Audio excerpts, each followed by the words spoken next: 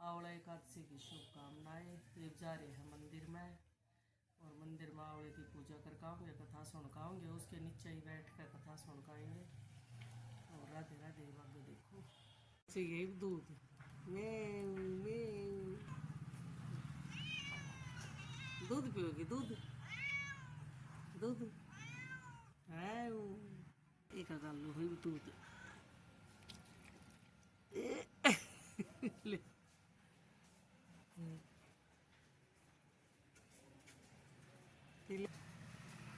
अधीन में के लिखड़े आओगे नहीं तो कितने के भी रानी है लिखड़े और इसमें कैसे आओगे लिखड़ के बीड़ी है मजा।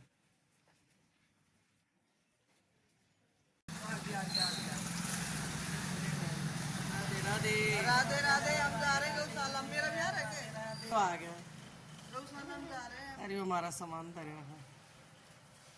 अरे एक पछताओ वहाँ देख के रम ठम ले रही है। तुम चलो मैं आऊँ पूरे तक आते कहीं तुम चलो मैं आऊँ। ये तो हम के लिए आई बोले कच्चा दूध दर दही माँ फिर पानी अलग कर ले माँ का यो एक डोली में कर दिया। ले लिए फूल चलो दूध भी कमलेश आ जा ले ले मेरे।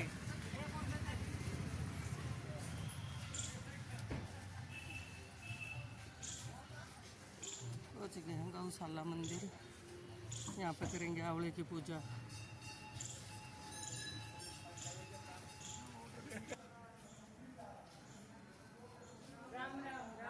राधे राधे। पंडित जी राम राम। पंडित जी कथा सुना दो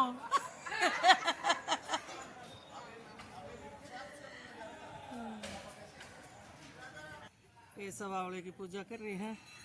हम ही पहुंचे या चाची तो लाग रही है कमेरी मारी। ए राम राम सारी ने कमेरी वेट भी ना करे। हाँ आराम तो सारी अपना सामान ले खड़े ही आए हैं। आए कौन कर गए सफाई, बहुत बढ़िया सफाई करके जा रही है। और तेरे मेरे विशेष है सही कहा है सफाई कर रखी देख कति झाड़ू झूड़ू लगा के। जो आवड़े से दूध लगाओ मेहरबानी करके, आवड़ा गर्म हो जाता है। एक आवड़े का पेट पहले ऐसे ही जल गया। हाँ ए बिमला बहन राधे राधे। ए आ जाओ कुर्सी तैयार है पूरे हो गए। अकेली आई है पंछी अकेला आया और अरे कि छोड़े आई बस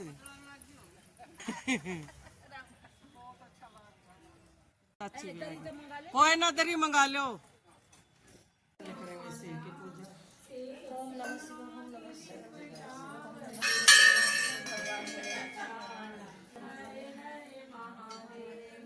आया है कोई सी का नंबर सारी खड़ी हुई बात है कोई बात ना आ जाए।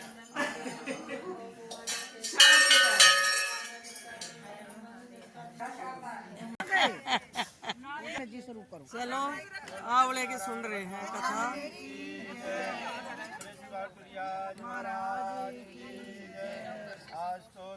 शंकर भगवान की जय। आमला एकादशी की जय की जय।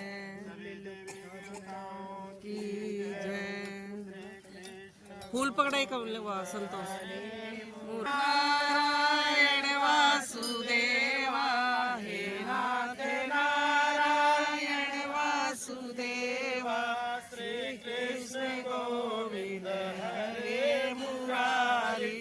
हे नाथ नारायण वासुदेवा हे नाथ नारायण वासुदेवा हे नाथ नारायण वासुदेवा श्री कृष्ण गोविंद। कल्याचा आगी दादा की नाथ नारायण वासुदेवा।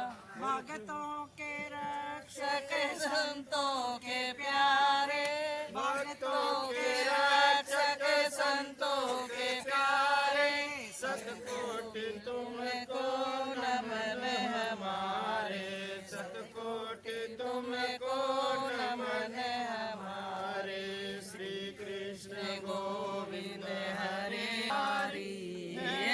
नाथे नारायण वासुदेवा नारायण वासुदेवा।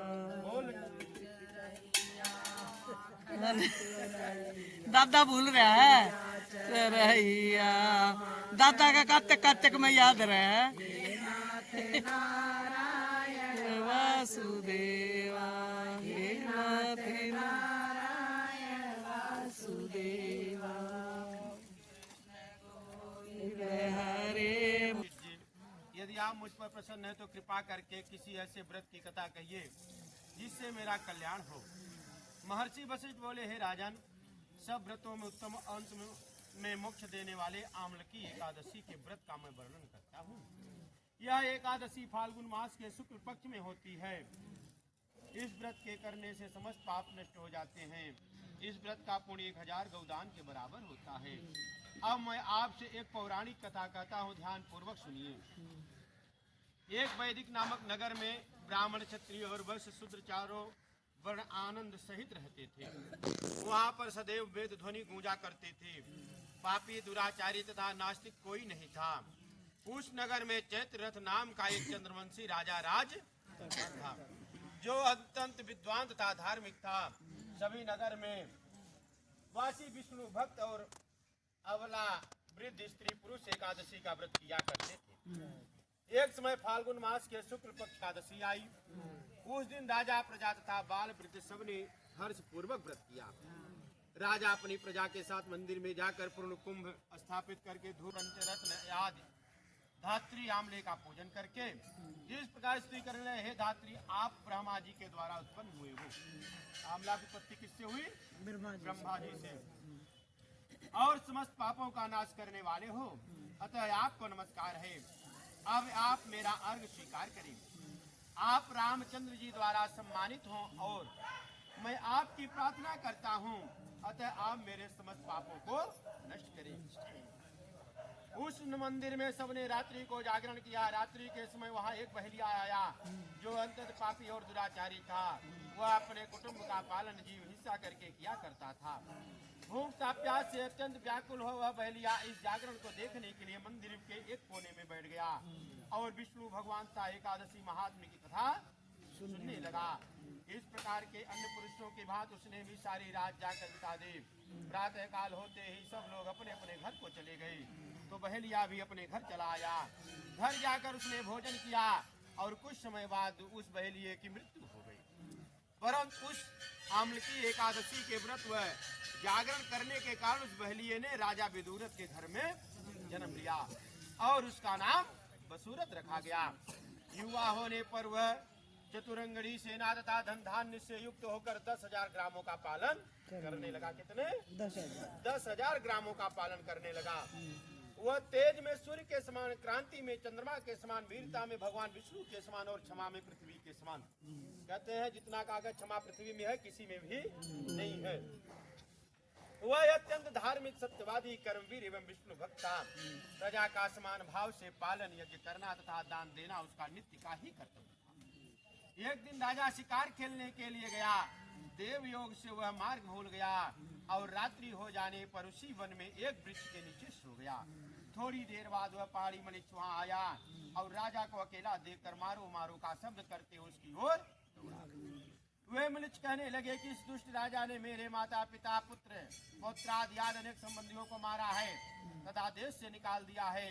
यह तेव इसको अवश्य मारना चाहिए। ऐसा कहकर मलिक्ष अस्त्रों का प्रहार करने लगा। अब उनके यश शस्त्र राजा के शरीर पर पड़ते ही गिरते ही नष्ट हो जाते थे और उनका वार पुष्पों के समान प्रतीत होता था। अब उन मलिक्षों के यश शस्त्र उल्टा उन्हीं पर प्रहार करने लगे, जिससे मूर्छित हो गए। उसी समय राजा के शरीर से एक दिव्य स्त्री उत्पन्न हुई। वह स्त्री अत्यंत सुंदर वस्त्रों तथा आभूषणों से अलंकृत थी, मगर उसकी वृत्ति टेढ़ी थी। आंखों में लाल लाल अग्नि निकल रही थी। वह स्त्री मलिक्षों को मारने दौड़ी और थोड़ी देर में उसने सब मलिक्षों के काल के गाल में डाल दिया। जब राजा सोकर उठा तो मलिक्षों को मरा हुआ देखकर सोचने लगा किन शस्त्रों को किसने मारा है, वह ऐसा विचार ही कर रहा था। तभी आकाशवाणी हुई, राजा इस संसार में विष्णु भगवान के अतिरिक्त कौन तेरी तपस्या कर सकता है। जिसका आकाशवाणी को सुनकर राजा अपने नगर को चला आया और शुभ पूर्वक राजा राज करने लगा।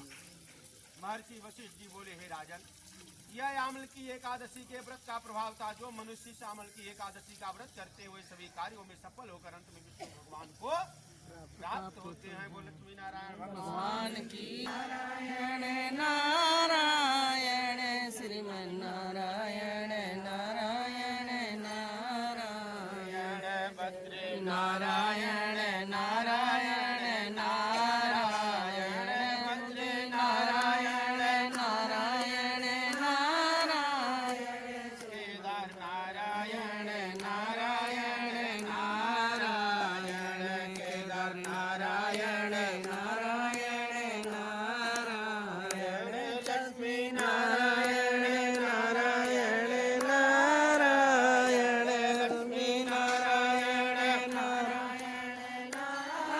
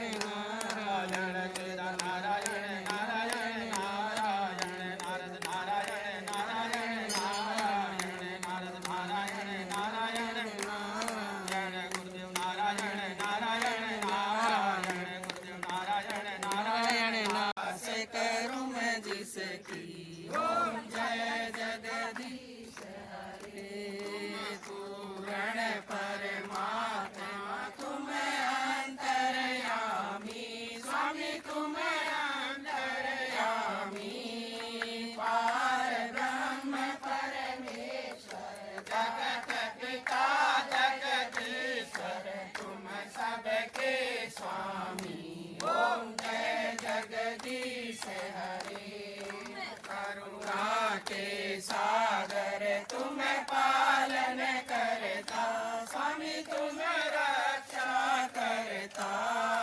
मैं मूरख खल खामी, मैं सेवक तुम स्वामी हो। एक अगोचर सबके प्राणपति, स्वामी सबके प्राणपति। किस विध मिलूं दया में, कैसे आऊं सरावे। तुमको मैं गुणती, ओम जय जगदीश हरे। दुख हरता ठाकुर तुम मेरे, स्वामी रक्षक तुम मेरे। अपने हाथ उठा, ओम जय जगदीश हरे। विषय विकार मिटाओ, पाप हरो देवा, स्वामी कष्ट हरो देवा। श्रद्धा भक्ति बढ़ाओ, श्रद्धा प्रेम बढ़ाओ, संतन हरि सेवा। ओम जय जगदीश हरे। तन मन धन सब कुछ है तेरा, स्वामी सब कुछ है तेरा। तेरा तुझको अर्पण, प्रभु का प्रभु को समर्पण। क्या लागे मेरा, ओम जय जगदीश हरे। राम सुंदर जी की आरती जो कोई नर गावे, स्वामी प्रेम सहित गावे, भाव सहित गावे, स्वामी रोज रोज गावे। कहत शिवानंद स्वामी, कहत हरिहर स्वामी, मनवांछित फल पावे। ओम जय जगदीश हरे, ओम जय जगदीश हरे।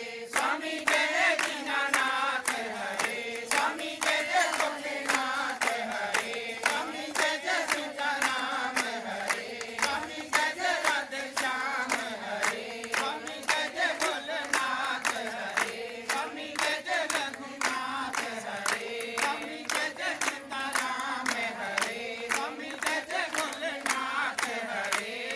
भक्त जनों के संकट, दास जनों के बंसी वाला दूर करे।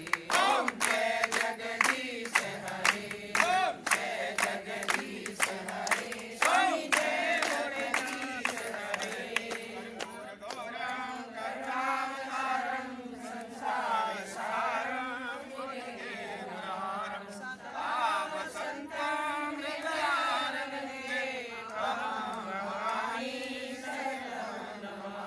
मैया की तीर्थराज प्रयाग के, चित्रकूट धाम के, अयोध्या धाम के, सभी देवी देवताओं के, आज के आनंद के, भक्त और भगवान के। हम पार्वती पुत्र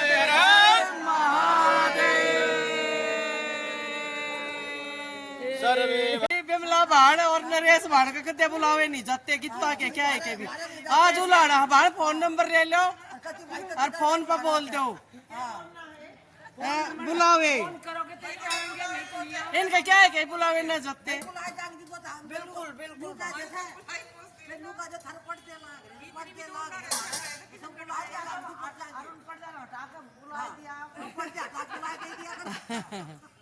सही कहा है। फोन नंबर सब पे है, एक दूसरे से पूछ लो, देना हाथ है। हाँ एक कहीं आ जाएगा बुलावा। कल कै बजे चाची, ए चाची कल कै बजे कीर्तन? 11 बजे सारी पहुंच जाइयो ए कीर्तन में। ए बिमला भाण थारा भी बुलावा 11 बजे का भी इंदिरा चाची ने बोल दिया। ए हम बोलने लाग रहे हैं, जो हमारे छूट रहे हैं नाम लेकर आ रहे हैं, ये बाजेंगे।